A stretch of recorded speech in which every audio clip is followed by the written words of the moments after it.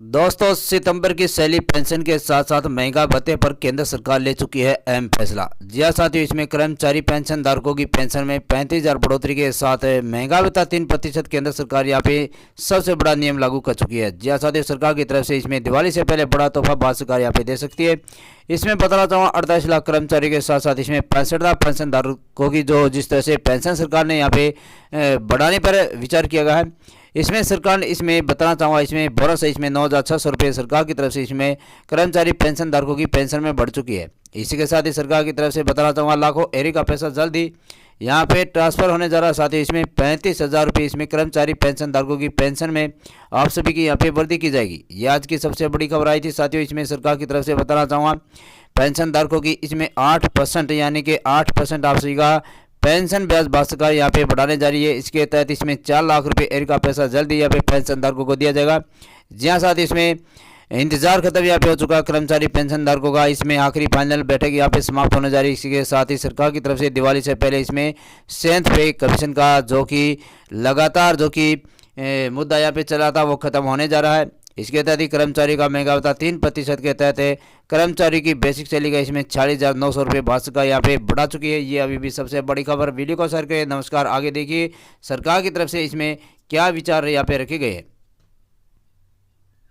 Supreme court ने one rank one pension का बकाया पैसा एक बार में देने का आदेश दिया।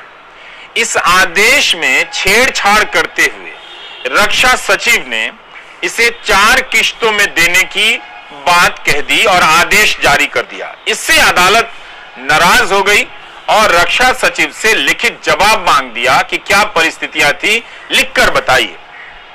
सरकार ने यह आदेश जारी कर दिया था 20 जनवरी को। कोर्ट ने कहा कि इस आदेश को तुरंत वापस लिया जाए। वन रैंक वन पेंशन लागू कराने के लिए सेना से रिटायर्ड अफसरों ने पहले जंतर मंतर पर महीनों धरना दिया। जब 5 साल पर इसमें बढ़ोतरियां हुई तो वो पैसा पाने के लिए कोर्ट जाना पड़ा।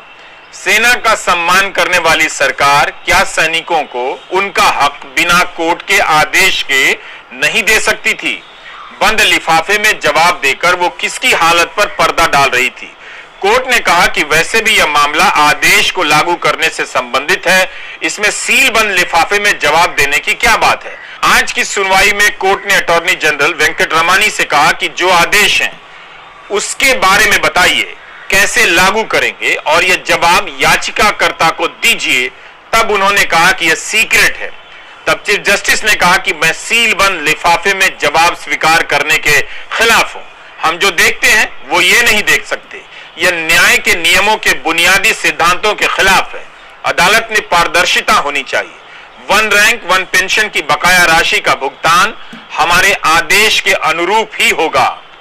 2019 में वन रैंक वन पेंशन की समीक्षा हुई, उसके तहत जो बढ़ी हुई राशि थी वो नहीं दी गई।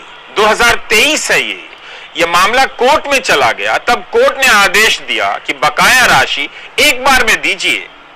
सरकार आखिर ये पैसा क्यों नहीं दे पा रही है? Justice DY Chandrachud, justice PS Narasimha और जस्टिस JB पारदीवाला की बेंच पूछती रही कि किस तरह से पैसा दिया जाएगा, प्लान बताइए। तब अटॉर्नी जनरल ने पढ़ना शुरू किया, मगर चीफ जस्टिस ने लगता है चालाकी भांप ली और कहा कि पेंशन भोगियों की संख्या 6 लाख है।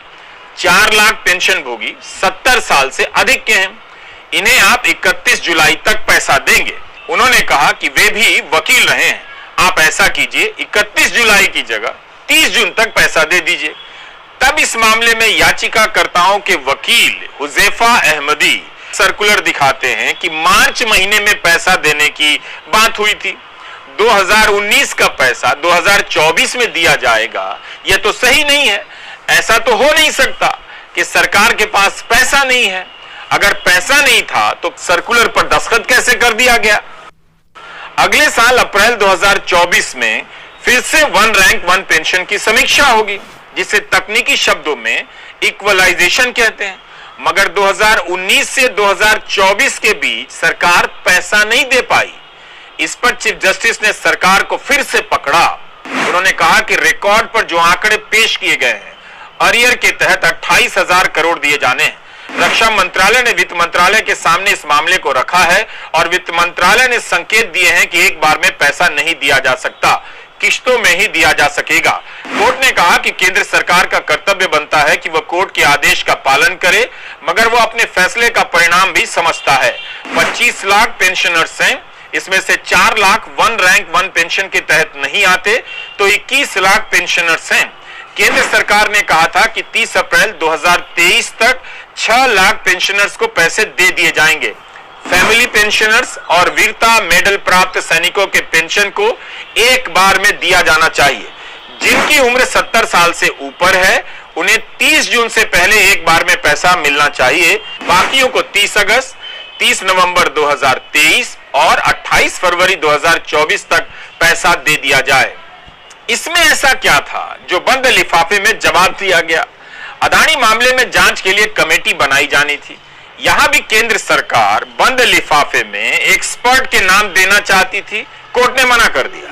कोर्ट को कहना पड़ा कि बंद लिफाफे के सुझाव मानकर अगर कमेटी बनाई गई तो संदेश ये जाएगा कि कमेटी सरकार ने बनाई और सुप्रीम कोर्ट ने केवल मंजूरी दी।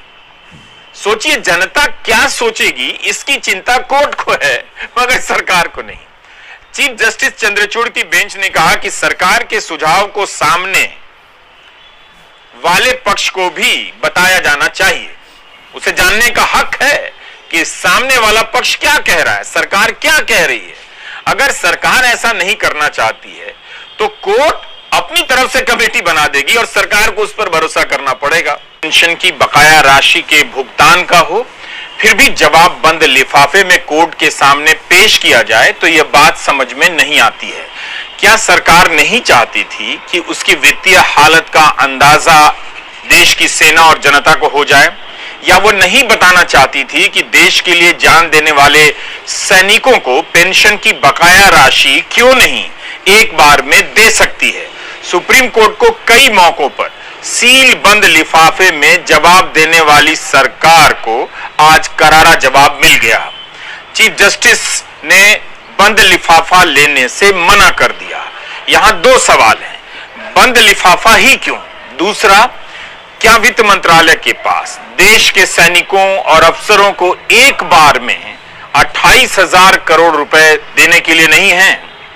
दुनिया की 5वीं बड़ी अर्थव्यवस्था का दम भरने वाली सरकार आखिर क्यों एक बार में पैसा नहीं दे पाती है?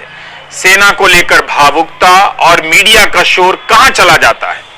कोई सवाल नहीं पूछ रहा इसे लेकर।